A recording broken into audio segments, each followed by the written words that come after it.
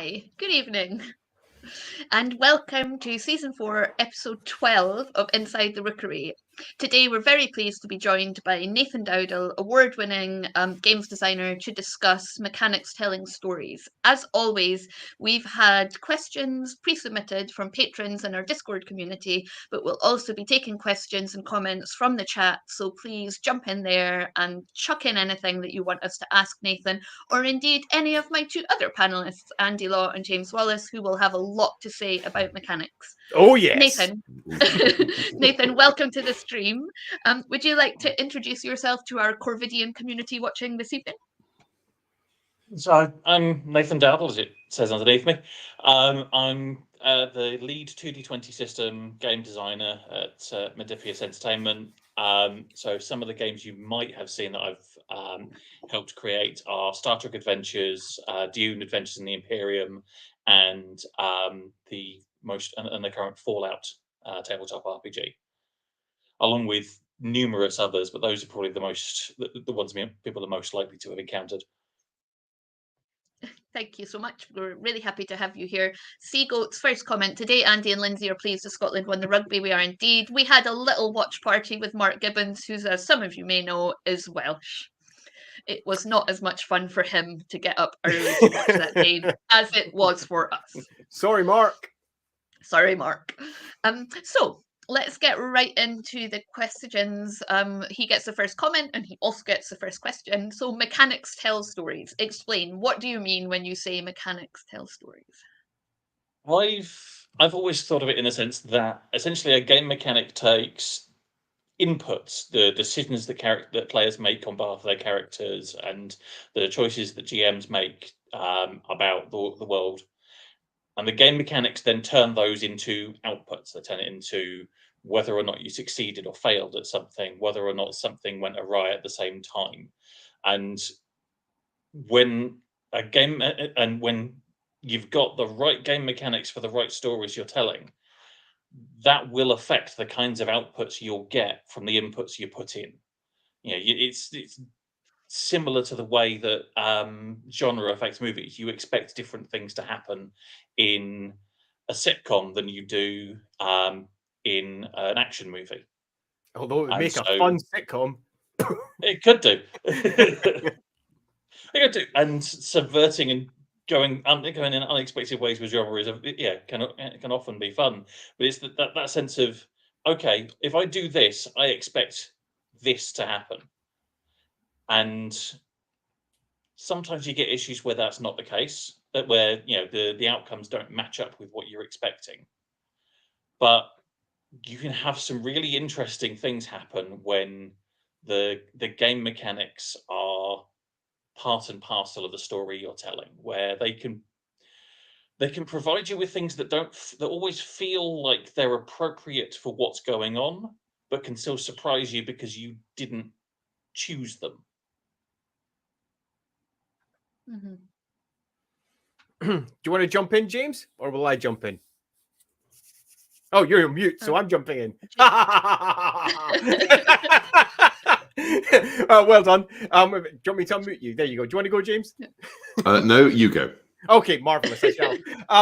All right. So just to answer the specific question, what do we mean by we say mechanics tell stories? This is where the mechanics directly impact, strangely enough, the stories you're telling at the table. And if you have mechanics that are designed to tell the stories at hand, that can make a significant difference to mechanics that just help you determine outcomes at the table. There's a big difference between, say, I hit the bad guy, and having, say, a humanity mechanic from Vampire, where the humanity mechanic from Vampire not only reinforces the core themes and the core motifs of the game at hand, it also tells stories for your character, directs your character's actions in a variety of different ways. So mechanics can make an enormous difference to the stories that you tell at the table. Indeed, often games with very few mechanics can make a far bigger impact on the overall story, if they've been finely tuned to the experience at hand, than, for example, a game that's just a sprawling mess of mechanics, like say D&D or Warhammer, which are very old school in their approach, but often are attempting to toolbox their way to providing a response to everything. But even in there, you get your wandering monster tables, which immediately tell a story even of themselves about both the setting and the sort of game that you've got coming to hand. So loosely speaking, mechanics tell the types of stories and how they're designed. And as a player, that vampire humanity one is interesting because it was always quite. It's not always obvious what happens. So, you know, you hit someone, you hurt someone, the GM says, you know, roll to see if you lose a point of humanity. The question of then what happens if you don't lose a point of humanity? Are you guilty? But you find a way to, you know, pay a penance for it? Are you not guilty and you've shrugged it off? Or if you lose a point of humanity, do you feel fully justified in what you've done? But it's hastening your, you know, your journey towards losing control of your beast. And I always thought that was a really interesting mechanic that encouraged a thoughtful approach to how your character not only approached things in the first place, but how your character rationalized them afterwards, thought about them, and changed the way your character then reacted to future situations. Which, if that mechanic hadn't been there, it would often just become a bit more like a video game in Vampire, where, you know, in the video game, you literally, is it in Prague? I mean, you literally like go through Prague just murdering Nosferatu after Nosferatu with no apparent consequence. I murdered the entire clan. Yeah. Good work. I mean, in video games, often they tell you that a thing is the case, and then you are free to ignore it. Whereas in a well-run role-playing game, the mechanics define not only the story, but also the genre and elements of the world. And you can tell a lot about a game world simply by reading the mechanics. Dungeons and Dragons, to take a very obvious example, Dungeons and Dragons combat is people bludgeoning each other, basically. It's whack, whack, whack. There's no parry, there's no crits, there's no finesse to it. And you contrast that with either a more detailed combat system or something that's a lot more narrative or a lot more player-driven. And the different style of, you know, even within the fantasy genre, different styles of fantasy emerge. And D&D fantasy is now its own genre with this, you know, I mean, feats and stuff from later editions have made a difference, but it's still basically roll a d20, have you hit? Have you done some damage? And the potato principle as well, that you hit and hit and hit and hit until the whole thing just goes mush. You know, you can't cut someone's arm or, you know, disable them or, you know, slice across their forehead so blood runs into their eyes. That doesn't work in D&D. Stabbing till all the numbers fall out. Exactly. That kind of thing. To move on a little bit, does everyone have a favorite kind of narrative mechanic? Something that each of us can point out? I mean, you've talked about the humanity stat. For me, it would probably be the ghost dice in Ghostbusters, which I'm aware is a 1985 role-playing game, never been reprinted, therefore somewhat obscure, but it's absolutely brilliant. And the idea is that whenever you roll the dice in Ghostbusters, you have to roll the ghost dice. And the ghost dice goes 1, 2, 3, 4, 5, ghost. And if the number comes up, it's just a number. If the ghost comes up, something weird happens. So there's a 1 in 6 chance on any roll, anytime someone is taking an important action, that it's going to go spooky. Not necessarily wrong, but spooky. And it's perfectly in genre for Ghostbusters. It works amazingly well. We nicked it for the Paranoia reboot a few years ago, and it became the computer dice. So anytime you're in a crunch situation and you're having to do something and there's a chance it could go horribly wrong, there's a 1 in 6 that the computer's going to go, I see you're trying to defuse a nuclear warhead. Can I help you with that? Here's some blueprints. And yeah, it works beautifully for Paranoia as well. I love it. It's so simple. It's so elegant. I mean, both of those are humor games, so it works perfectly for humor. That for me is one of the I remember coming across it in the rules back in 1985 when I was a callow youth, and scales fell from my eyes. It's like, wow, this is genuinely brilliant. Well, Killer Chandra has asked a similar question. What are your favorite examples of mechanics actively helping tell stories in a major RPG? Nathan, it doesn't have to be a major one. So there's one that I came across a number of years ago, and kind of incorporated in more recent years into a few of my own designs. It was the values and relationship stats in the Smallville RPG that was produced by Margaret Weiss Productions. To start with, the idea that your character's main arrays of stats weren't things like strength and toughness, and so it didn't matter so much your skills. What mattered was why you were doing things and who were you doing them for or to. That was a bit of a shift in my gaming worldview. But the interesting element that I found out, and I reused this with considerable enthusiasm with Dune a couple of years ago, was the idea that your character's values were accompanied by statements. Your stats represent values in particular areas, things like truth and justice and duty and so forth. These big areas. But if you've got a high stat in a particular value, it doesn't necessarily mean you are for that thing, just that it's important to you. You have strong opinions on it, and the statement that follows then clarifies what that means. And the classic example I always like to bring up that I helped explain it with during development was that if you've got a high value in truth, that doesn't necessarily mean you're honest. It could well mean that truth is what you think it should be. Trump. You define what the truth is. Yeah. Yeah. Or I if you have your truth. And that's it. And then tying that into the mechanics. If you're taking an action and you want to use that high value in a particular, the high score in a particular one of your values, your drives, the action you're taking has to align with your statement. And if it doesn't, then you either back down from what you were trying to do, or you choose to get rid of the drive statement. You choose that what you're doing now is more important than the belief than one of your defining beliefs. And in that way, you get some really interesting kind of lateral character development, because characters are shifting in their worldviews and their beliefs as they hit situations where either they double down on what they believe or they compromise what they believe. And you see characters changing how they act and trying to work around what their own deepest values. We had an example of that last night. We were playing and a character desperately wanted to stay and resolve a situation, but we were, trying to find a poor lost girl. So we agreed as a party that we would go on. And the player was like, Andy, I think my character has to take a stress point. And I really liked that. Like, he was acknowledging, like, players don't usually be like, can I have a corruption point, Andy? Can I have a stress point? But it was really...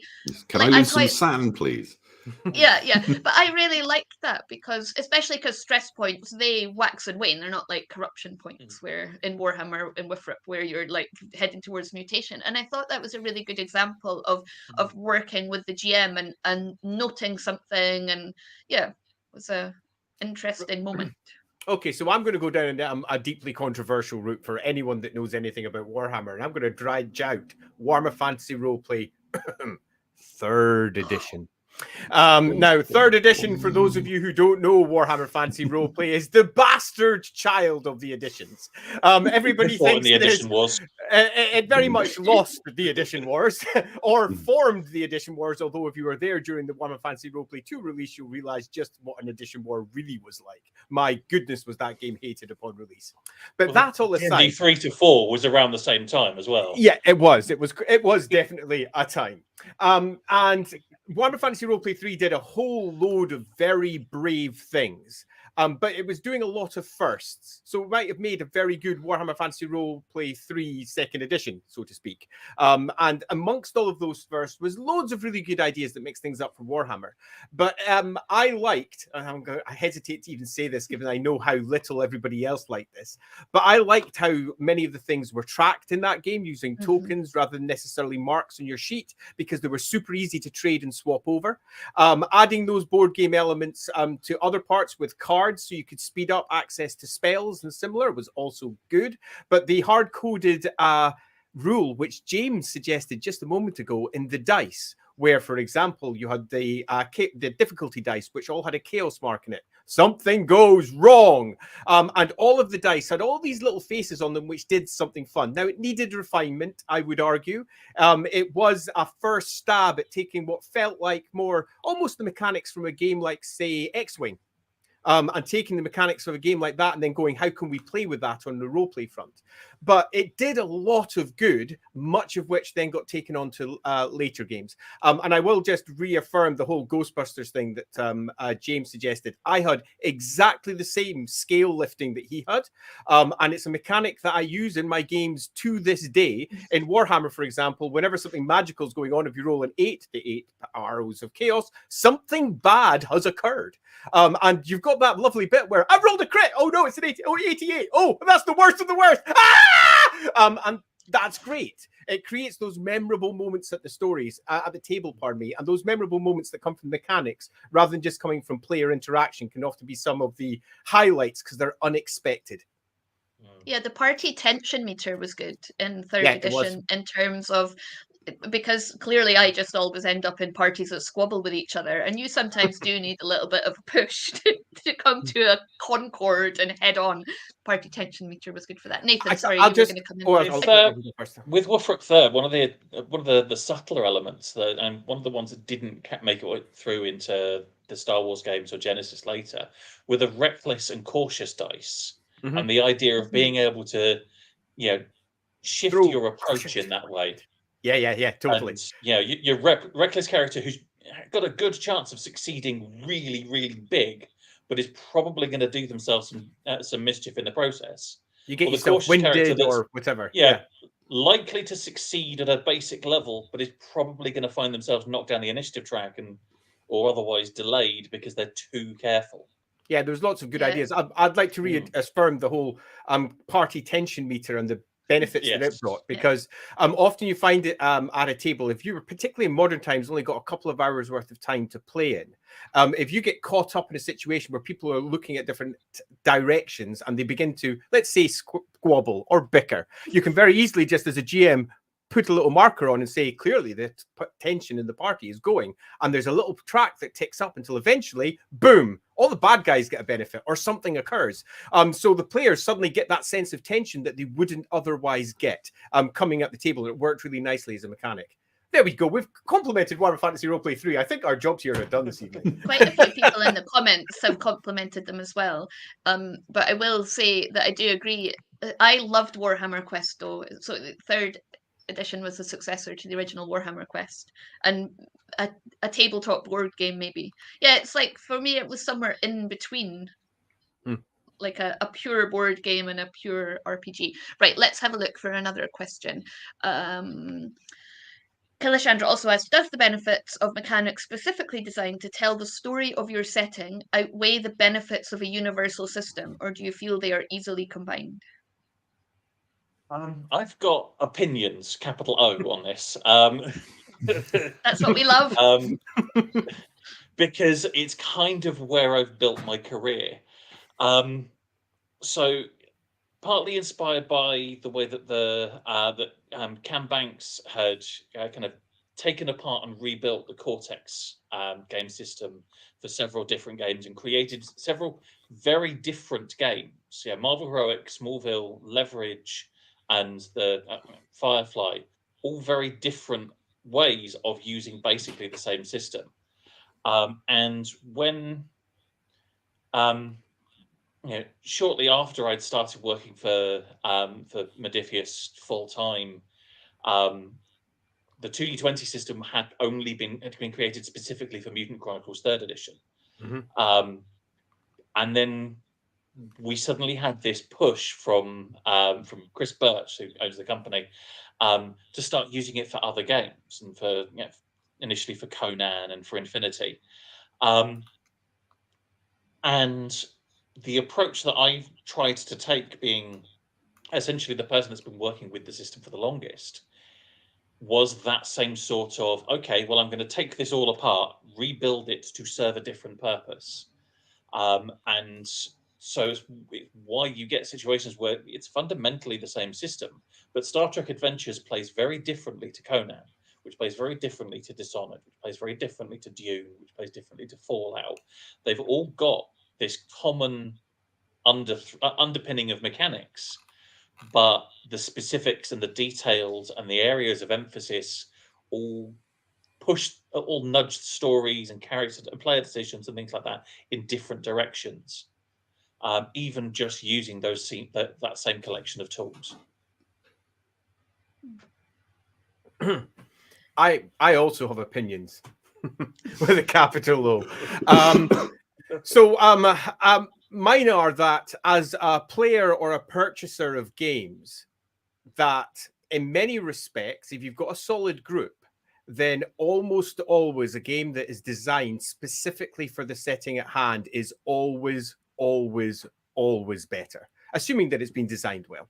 I can think of very few situations where I would say I would look for a generic system with some extra bolt-on rules on top of it, unless that system had been specifically designed to accept those bolt-ons. And I'm not looking even at GURPS there. GURPS really was just this big sprawling adventure of additional material. So I personally feel that, but as someone who's producing games, a central system that guarantees a relatively large audience is extraordinarily tempting. Particularly if you're coming into the market for the first time or moving from one part of the market into another one, being able to tap into a larger market and thus perhaps turn a potentially mid-tier to low-tier product into something that sells a relatively large amount on a Kickstarter, for example, because you've made it compatible with D&D or Pathfinder even. That can be exceedingly tempting, but you are then left going, how do I make that system work with what I am attempting to create? And if you completely gut it, then you're not actually using that system and people will complain and probably not play your game. So I know that's not much of a concise answer, or it's a bit loosey-goosey, but personally, I feel that as a player, I prefer bespoke games, a game that allows you to have your humanity and it doesn't feel like it's working contrary to the rest of the system, which is all about hitting things on top of the head because it's 5e, for example. Although I fully appreciate there are other options. Long Shadow makes a good point, though, that World of Darkness has a core set of mechanics, but each game has something specific that changes the feel of the game. But those are all set in the same world, essentially. They are. True. There's strong overlap. True. There is a very strong commercial argument and simply familiarity argument for using a familiar set of mechanics. And, TSR did this a lot in the, throughout the 80s and indeed into the 90s. And people still bought, science fiction games powered by the D&D engine. But there are ways that you can strip out an awful lot of stuff, keep the stuff that is familiar, like in D&D's case, the 6 core attributes, rolling a D20 to hit, which is enough for a lot of the players, and they don't feel they have to relearn or learn a completely new game system.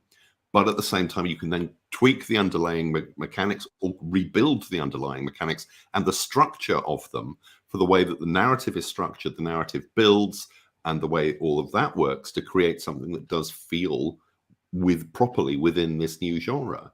And this becomes increasingly important, I think, as the market moves closer and closer to depending on licensed games, games based on licensed IPs. Because, if you look at the stuff that's kicked down doors on Kickstarter, it's licensed games. That is what is, if you're a new company, if you're a smaller company, do a licensed game. It will, if you've chosen the right license, you can make an absolute bucket load of money. Just look at Avatar. Yeah.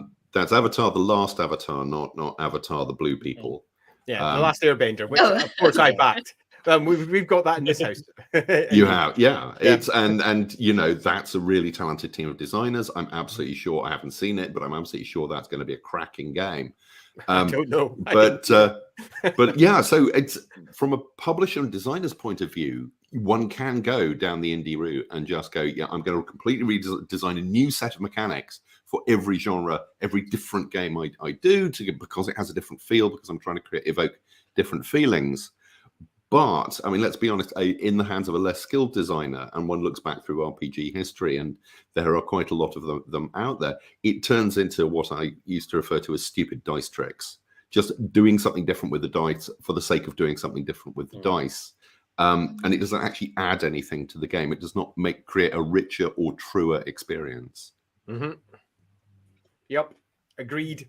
But loosely, I think we're all agreeing with Nathan as well that yes, loosely, a single core system can work, and you can strip it out and repurpose it and do all sorts of fun things with it. And that brings many advantages. But there is always the alternative as well. And as a player, as someone who's out there, taking an easy, like the Year Zero engine and doing some fun things with it, like Alien, for example, which brings in some beautiful mechanics into the core setting that really reinforces the setting, then yeah, it works well too. Anyway, so Mr. Dids says my biggest headache is actually the opposite, and his question was directly submitted after Kilishandra, so he means the opposite of that, where the game rules undermine the narrative. So how does one make sure that the rules actually support the lore and the setting of the game? Yep. I mean, there's a simple answer which you can expand on: be a good game designer. Yes. Which is snide, but it's true. I mean, from the perspective of a GM and a group, it's a case of finding the game that does what you need it to.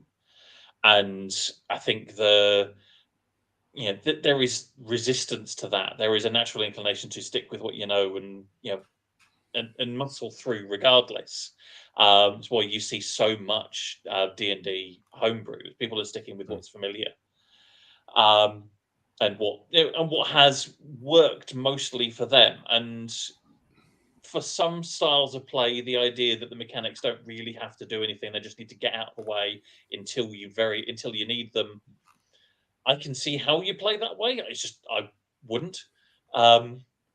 I'd like the mechanics to support rather than vacate.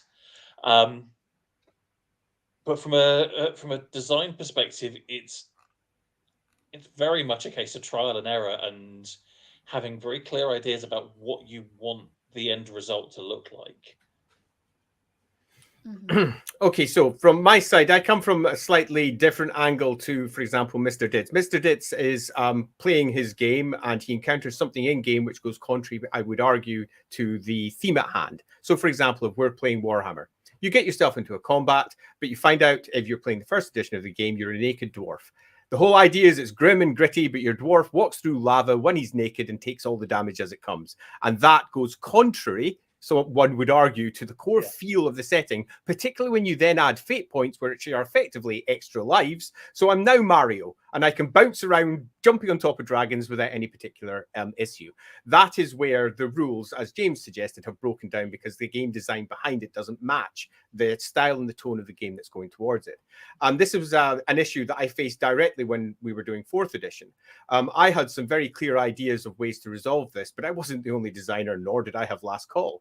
But I was in a position where I could do some things to try and resolve this. For example, in Warhammer 4th edition, whenever you roll a double, you score a crit, which goes straight to the critical hit. You could cut someone's arm off, regardless of how many wounds buffers you have. A simple crit can take you down almost immediately.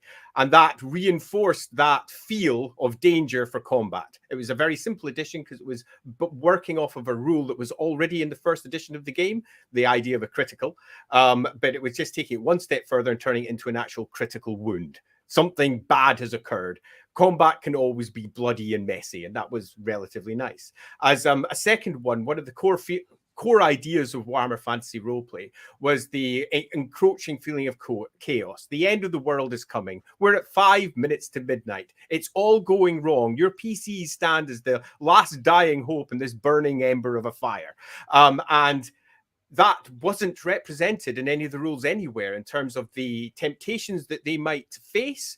And the fate side was covered. They got extra lives, but the temptations and the darkness wasn't. So we added the dark whispers in the background. So at any point, you had your fate points that also granted you a potential reroll of dice fail, but dice often fail in Warhammer.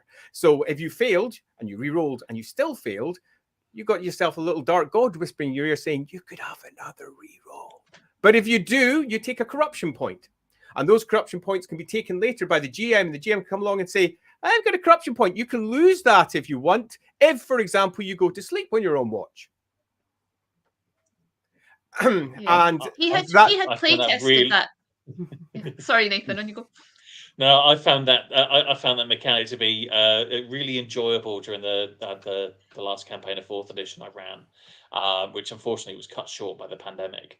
And that the back and forth of it and the actual temptation was a nice change of pace when previously corruption in Warhammer had very much been it had very much been it's a slippery slope, and once you've started down it, there's no going back, but there's also no incentive to go that way. It's something that just happens to you, and the idea of no, here's some reasons to look in that direction, but also here's a way out of it, here's a potential way to escape that fate if you're willing to let things fall my way as the GM. He had extensively play tested it on us over the years, and it has left some rifts in our friend group, I have to say, for those times when someone, I'm just going to let go of the halfling, but no, it was a really good mechanic, but it does, and it's memorable because of those. So I joke there are not really rifts in our friendship. Well, not many. Not over that. Do you have any friends left? Yeah, of course we do. Loads of friends. Yeah. Sure. Sure. Yeah, that's and they why whisper we're doing in this your on a ear Sunday at evening. night. Yeah. But no, it did, because it brought things that never would have happened, because you always do want to do your best, and sometimes, as a player, your desire to do the best for the group and win the game actually sometimes overrides what you're playing real people, like the real people's self-interest and what would actually happen, and and those whispers of you can save yourself, you can be okay. I'll add Or one quite little last tempting. point. That it was the tension as well, because you tend to find as you play a character over the course of multiple sessions, you grow attached. Those first subtle whispers that come in when you have no corruption are easily ignored. And then the corruption starts to pile up and you're sitting at 4 points, 5 points. You're at the point you're on your limit and you might mutate. You don't want to lose the character. You're like, oh. And then suddenly the whispers come in. So you start doing bad things. The corruption mounts up again. You start doing some other bad things. It's just a lovely, subtle tip off the edge of that slope. And that reinforced the setting with what was just a tiny paragraph that I got to squeeze in. Delighted. And it's those small differences that can make a big difference to use mechanics reinforcing the tone and theme of the setting. I wanted to bring this comment in from Rangdo. So, like the humanity, when mechanics go wrong, like the humanity mechanic in early Vampire editions that encouraged people to lose humanity so they would have more freedom to do heinous stuff. We did sometimes see that in Vampire games. Yeah, the path of doing what you wanted to do already. Yeah, like it's fine. I don't really care. Like, I'll just lose my humanity and I'll hover around 3 and everything will be fine. Yeah. I've found kind of similar stuff with that kind of character flaw type mechanics in character creation in a lot of games, where if you've got a character flaw and it's part of you get X number of points to build your character, and character flaws give you X additional points. At that point, by the time you finish character creation, you've gotten the reward for taking that flaw for your character. So there's no further incentive to play into that flaw. If anything, you're actively encouraged to avoid any situations where the flaw might come up. Whereas you look at, say, the way that fate aspects and things like that, where the flaw happens and you're rewarded when it happens in play, you're given much more incentive to let that character flaw manifest during the course of play than you would have if you'd already been rewarded for it at character creation.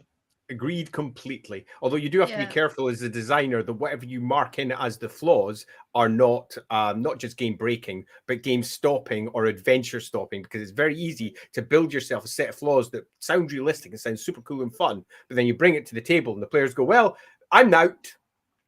And nobody wants to lose player agency. You want to always be engaged and progressing on with the story at hand. Yeah. There's a lot of comments.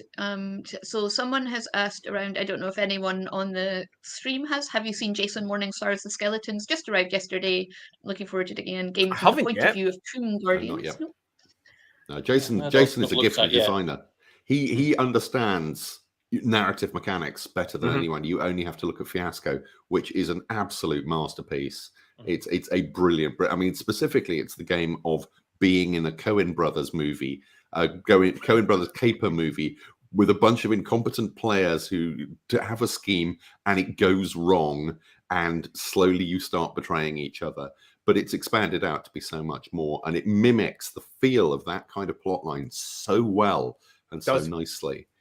Without a GM, without pre-written adventures, it's all improvised. Really, really gorgeous. He is so smart.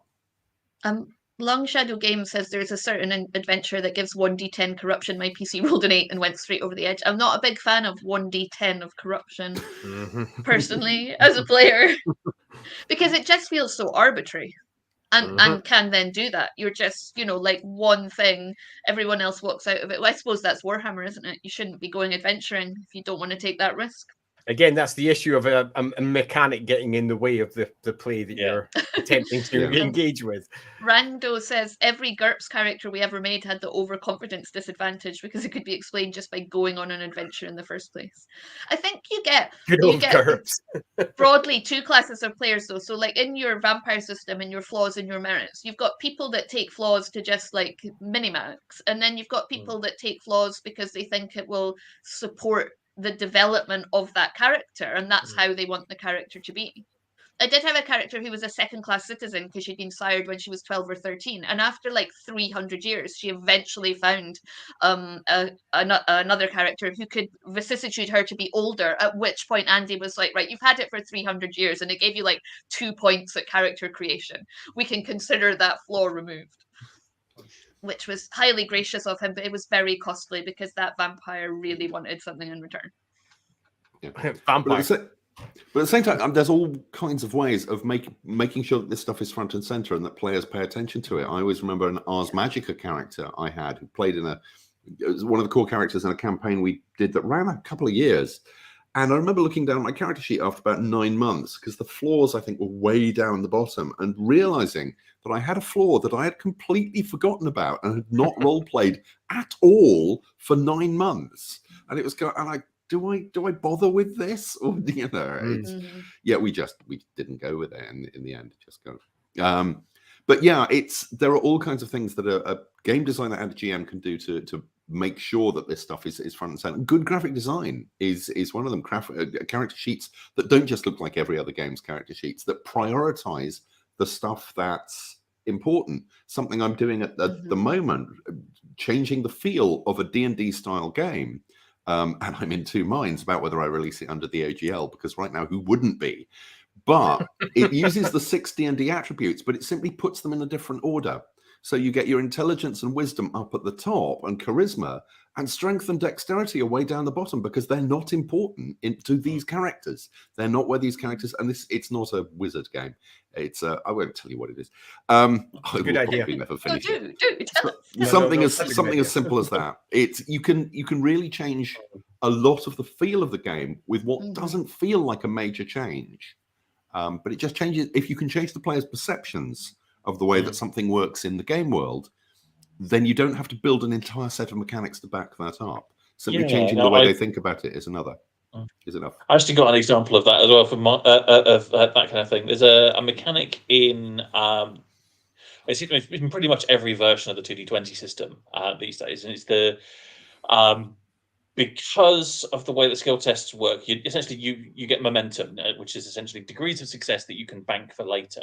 But you choose how you spend your momentum to improve the outcome of a test, or you save it for later and you can use it for bonuses on later tests and things like that. One of the ways that it can be used is to obtain information, where basically you spend 1 momentum, you ask the GM a question, and the GM has to answer that question truthfully. There are some elements of context that keep that focused on the game, but basically it means that when you're describing a situation or where players are making like observation tests or performing research and things like that, they are the ones directing what they're looking at, rather than just sitting back for 5 minutes while the GM reels off that exposition. So, yeah, and that's been in the game at least since the Conan version of 2D20. But it almost never showed up in instances of play that I'd seen or encountered or read about. The same mechanic is present in Star Trek Adventures, and it is front and center. It's almost the most used momentum spend outside of buying extra dice for skill tests, because that situation of we're going into a situation, okay, let's scan it with the ship sensors, or let's scan with our tricorders, figure out what's going on. And having that roll at the start of a scene, and you've got a few momentum, and the players can then ask a couple of questions and get that little bit more information than they had before. And even building that into my own approach as GMing, where, okay, well, you're investigating something. It's a difficulty 0 test. You will succeed. Every success you get is momentum. I will give you the bare minimum of basic info, the stuff that's essential for you to know for the story to carry on. Everything else that you get, you have to ask for by spending momentum. And yeah, this mechanic, it's present in pretty much every version of 2D20, like I said, but it's how relevant it is varies from game to game. I can see it working for Star Trek very well. Yeah, I can see it working for Star Trek very well. I'm just going to do one last little bit on answering the question directly. So if you have a situation where you find that the rules do not match the setting that you have at hand and it bothers you, change them. I know that's really obvious, and I know it's really simple, but this comes from a serial tinkerer of rules. I can't let a game lie.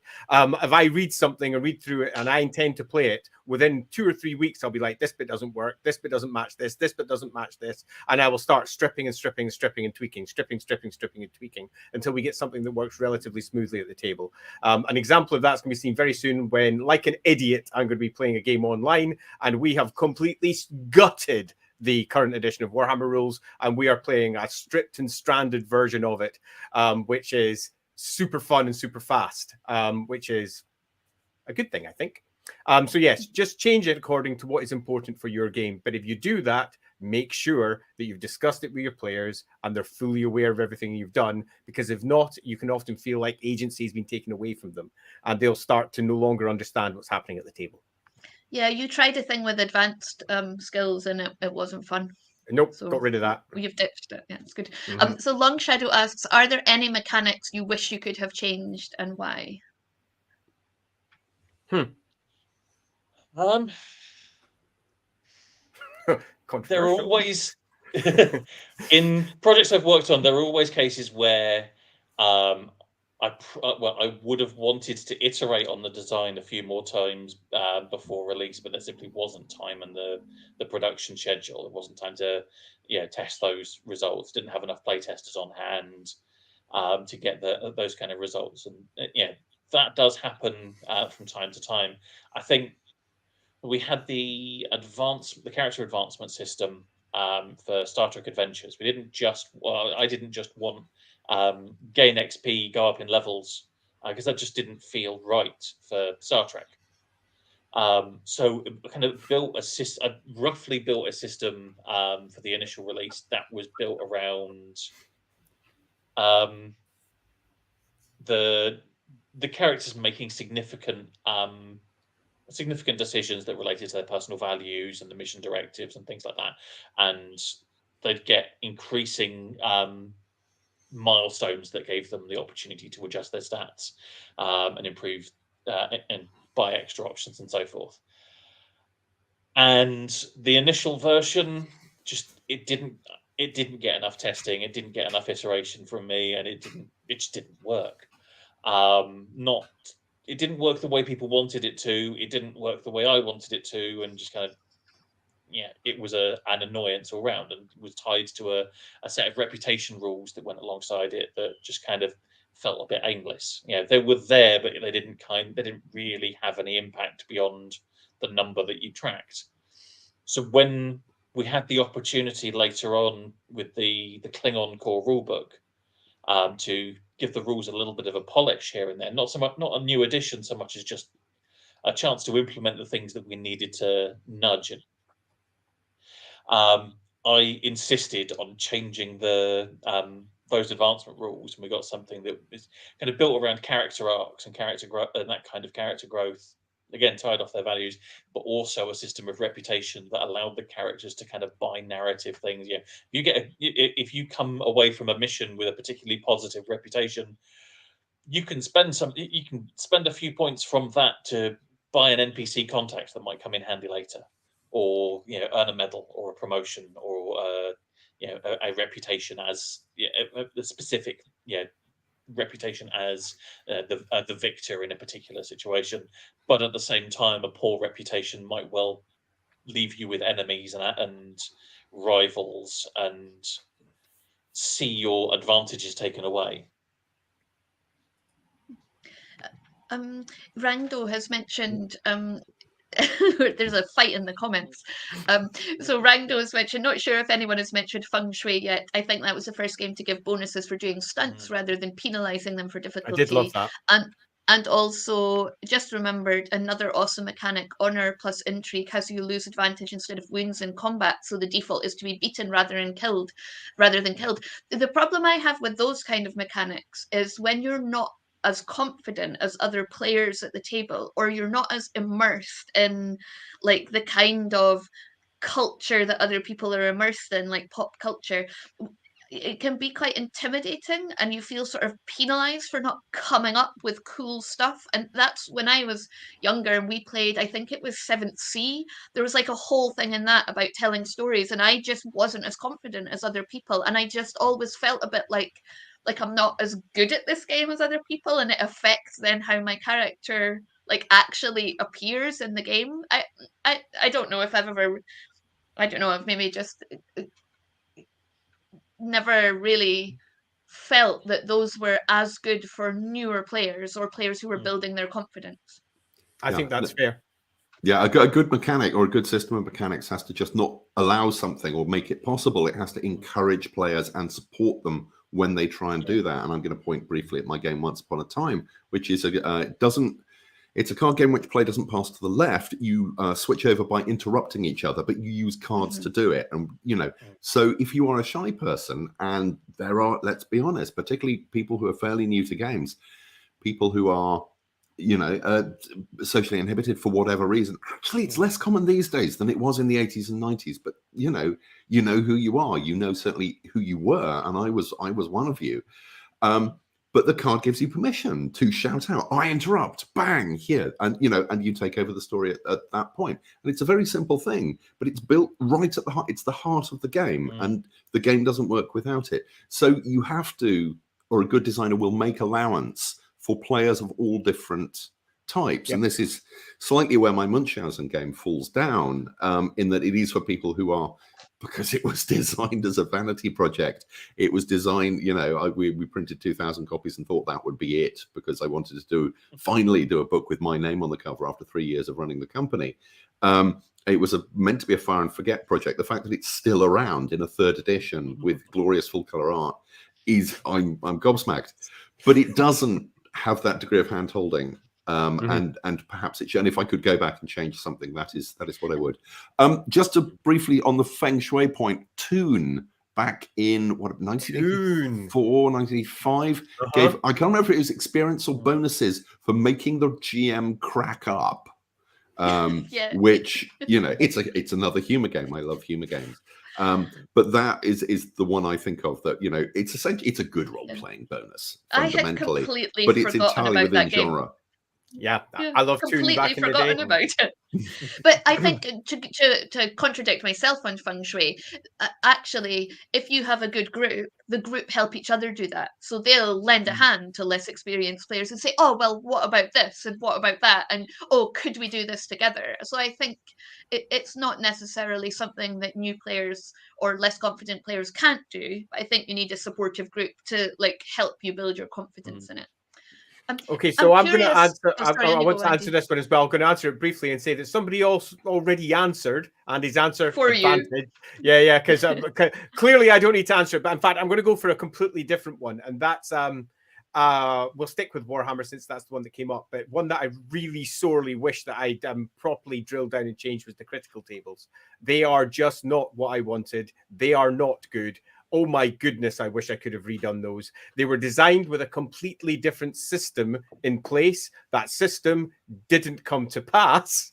But it was out my hands by that point, and I was sitting on the edge going, no, stop, no. And the game was released. So if I was to bring a completely different answer to the table on that project, it would be the critical tables. There we go. Yeah. And the other one for systems that I've worked on that I would really like to redo the rules of. My first 2 professional supplements were for Palladium. They were for the Teenage Mutant Ninja Turtles and Other Strangeness game. They were after the Bomb supplements. I would like to rewrite the whole thing, frankly, from the ground up. Teenage Mutant Ninja Turtles was a good game. It was massively overcomplicated for what it needed to be. It was stupidly overcomplicated, but it was still a good game. Rando of Arc says, speaking of obscure games, I think Dallas pioneered social combat mechanics, RPG experience. Please correct me. No, I think you're right. You're absolutely right. Yep, I had that game too. Yeah. I'm not ashamed to admit. I pretty much would read or play clearance sale. I got it for $3. Yeah, it's. I mean, so far ahead of its time. It's almost. I mean, it came out and we were laughing about it. Why would you do a role-playing game based on a soap opera? And these days, it's well, yeah, you can see why. Yeah, and now very, very collectible. It was SPI, wasn't it? I lost mine in the flood. I have no recollection as to who published it. Yeah. Seagoat has committed a sin and has not explained an acronym to me, which, as we know from a few weeks ago, leads me to calling someone Mr. James instead of Mr. James, whatever. My homeboy. Yeah. Yes.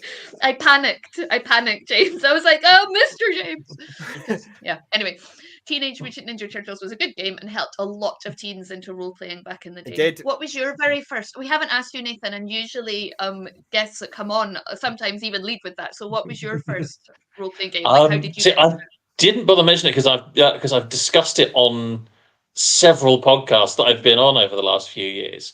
But my first RPG experience was running Warhammer Fantasy Roleplay. Hey! I had never played an RPG before then, and I went straight in the deep end running the Enemy Within campaign for a number of friends. Gosh, holy that is quite the deep end. Yeah, and honestly, I didn't deter myself. And I have never looked back. Mm-hmm. That's brilliant. I went from that. I think D&D was my the second RPG I'd ever played or run. But yeah, I ran several campaigns of first edition, were for several of second, a brief stint in third before getting distracted by other things. Because by the time that came out, I was writing professionally and was working on the 40k RPGs for Fantasy Flight. Mm-hmm. So, and one thing we talked about earlier was with third edition and how it was more like a board game. And I find board games really fascinating in terms of telling a story, because some of them, and I've got like 3 or 4 left over from our stream before Christmas, James, about your book in Eyeline that won the Spiel des Jahres over the years. Quirkle, which obviously is completely abstract. There's no story attached to the game. But what's interesting about Quirkle is the players come up with stories about their luck. I don't know if you found that. We play Quirkle quite a lot, and it becomes like they almost talk themselves into, like, this is now a bad game for me. And that's kind of the storytelling that goes along with it. Azul is just completely abstracted. But Colt Express, which is actually sitting right next to me, I've noticed that something about Colt Express's mechanics does encourage the players of that to actually talk about, as the mechanics, because it's very, you pick your actions, but then as other people's actions unfold, it changes. It really does change what people do next. And you talk about Colt Express as though you're taking revenge for your character. So I'm always like, Carcassonne obviously is also in my eyeline, should have something like a story, but there's just nothing. People are just like putting farmers down, and then the big mayor goes, Mayor Baggy Pants is what we call him. It becomes, the Carcassonne is about patterns, but Colt Express is very much because you have a character, and it's not in any, it doesn't feel like a Western. It's like the Keystone Cops It's really is. it's misadventure upon misadventure. You rush into a carriage, fire your gun at somebody who's not there anymore, attempt to pick up some gold that's not there anymore, and then discover you've accidentally it's a shot the total marshal. disaster. But you have to narrate it because that makes it funny. And it brings it alive, and everybody does. You're quite right. But then there's that's what I wonder, because you've played all these games, but then like Seven Wonders, I love Seven Wonders and I love the ancient world, and I love the mechanic, but it is so empty, and like there's no chat about like about anything. There's no chat Everyone's about in their the own world. being better. You're just like in the zone, you're putting your cards down. So yeah, I mean, it's true of an awful lot of the kind of the resource management games. You get into the resources rather than the moment you start looking at the stories. There's another Spiel des Jahres winner called Zularetto, which is development of actually, I think these days, more successful game, Coloretto. Zularetto, you're running a zoo. And the moment you actually look at what you're doing in the game, it's like nobody would run a zoo like this. It's hopeless. What do you mean you've got no room for the leopards and you're just shoving them in the barn with the flamingos that you shoved in there the turn before? It's nonsense. And Puerto Rico, which I think is out this month in a new edition, because nobody narrated what was going in it. You were just shoving little cubes around, which is why it took several years for people to realize that the little brown cubes, who are euphemistically described as settlers in the original rules, are in fact slaves. That is what they represent. And people suddenly went, oh, I'm not sure I want to play a game about you. Well, you played it last month when you thought they were settlers. Or colonists, I can't remember exactly what it was. So there is now a new edition set in a period of Puerto Rico's history when it wasn't under colonization, when it was a free country. The mechanics are completely unchanged. All that's changed is the color text about it. And it's a different game experience. And I really hope that it pays off. I hope it does really well. A similar example of... do you want to go for that instead? Go. Yeah, I was just saying, Rango of ours said, I look at the narrative/campaign board games that are popular now, like Oathsworn or Gloomhaven, and wonder what they do that TTRPGs don't do better and natively. Nathan, they put a lot of stuff in the box. That's what they do. Yeah. There is that. I think there is an aspect that there's an aspect of TTRPG design where we don't tend to look outside of TTRPGs for inspiration and mechanical approaches. As was said with 3rd edition Wolfram, it's more a board game than an RPG. It was a common refrain. But is it? Well, no, you're still doing all the role-playing game things. You just have a different set of tools to do it with.